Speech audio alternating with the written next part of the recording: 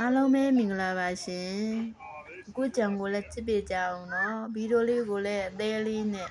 comment လေးရေးပေးခဲ့ကြနော်ချစ်ကလေးတို့ဒီနေ့အခုကြံပန်းကြံကိုသွားပါမယ်ရှင်အတူလိုက်ခဲ့ကြနော်ဒီနေ့ပန်းကြံလေးနဲ့ကြောင်ကလေးတွေကြောင်ခွင့်တော့ကြတော့ဒီဘက်လူမျိုးတွေအသိမရှိဘူးကလေးတွေကလည်းနဲတယ်ဒီနေ့ကကြတော့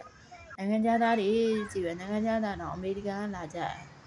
အဖြူတွေရများနေတယ်စကားဆက်မိလို့မေးကြည့်တော့ဘယ်ကလာလဲလို့မေးကြည့်တော့အမေရိကန်လာတာတဲ့ရောက်တာကြာယူလာမိတော့နှစ်ပတ်ပဲရှိသေးတယ်တဲ့ကလေးကဘယ်နှလရှိတော့ဆို6လပဲရှိသေးတယ်တဲ့သူကအင်္ဂလိပ်လိုပြောကိုကအင်္ဂလိပ်စာမတက်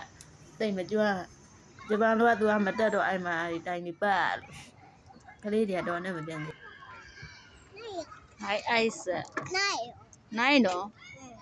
ကြာဂျူးစ်နောက်တစ်ချက်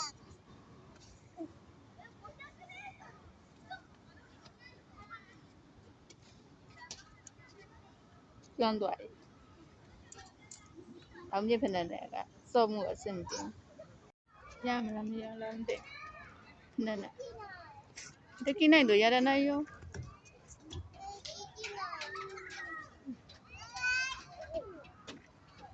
ဆူရရရော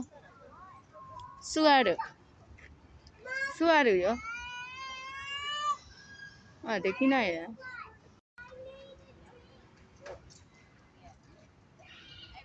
အဲ့ကြောင့်တောင်းရခဏမစည်းနဲ့လို့ဗီ